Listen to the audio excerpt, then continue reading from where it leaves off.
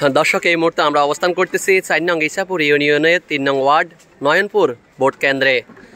আজকে 3 নং ওয়ার্ড বিএনপির নির্বাচন অনুষ্ঠিত হচ্ছে। এই নির্বাচনে সর্বমোট 278 জন ভোটার তাদের ভোট অধিকার প্রয়োগ করবেন। এই নির্বাচনে সভাপতি পদে 2 জন, সভাপতি পদে 2 জন, সাধারণ সম্পাদক পদে 2 জন এবং সাংগঠনিক সম্পাদক পদে 2 জন, সর্বমোট 6 জন প্রতিদ্বন্দ্বিতা করতেছেন।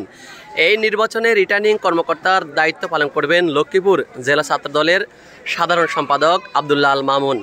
প্রিজাইডিং কর্মকর্তার দায়িত্ব পালন করবেন ইসাপুর ইউনিয়ন বিএনপি টিম প্রধান, রামগঞ্জ উপজেলা বিএনপি যুগ্ম আহ্বায়ক এজিএস আবুল কাশেম।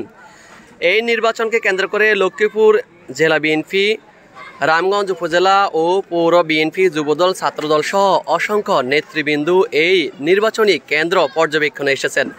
আমরা এই মুহূর্তে কথা বলবো রামগঞ্জ উপজেলা যুবদলের সদস্য সচিব আব্দুল সাত্তার মজুমদারের সাথে। আজকের এই নয়নপুর ওয়ার্ড বিএনপির নির্বাচনের পরিস্থিতি সম্পর্কে আমাদেরকে বলবেন। দেখেন, আমি আব্দুল সাত্তার মজুমদার, রামগঞ্জ উপজেলা যুবদলের নবগঠিত কমিটির সদস্য সচিব। আমরা এখানে আসছি নির্বাচন পর্যবেক্ষণে। আলহামদুলিল্লাহ, এখানে সুস্থ ভোট এবং সুন্দরভাবে ভোটের প্রক্রিয়া শুরু হয়েছে। আপনি জানেন, আমাদের আগামী রাষ্ট্রনায়ক জনাব তারেক রহমান সাহেব তৃণমূলের আমাদের ভোটের মাধ্যমে নেতৃত্ব ফুটে ওঠার জন্য এবং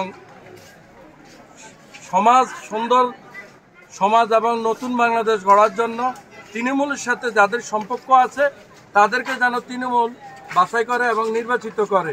এই কারণে তৃণমূল থেকে ভোটের মাধ্যমে নেতৃত্ব বাছাই ওঠার জন্য এই ভোটের প্রক্রিয়া শুরু করেছে।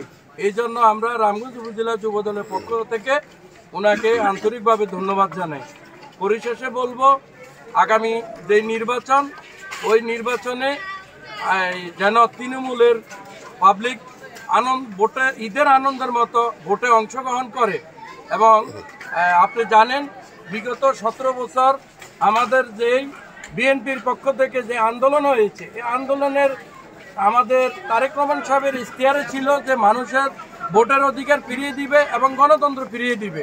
তাই আপনি দেখেছেন, ফ্যাসিস্ট হাসিনা সরকার বিদায়ের পরে আমাদের তৃণমূলের ভোটের ব্যবস্থা করেছে।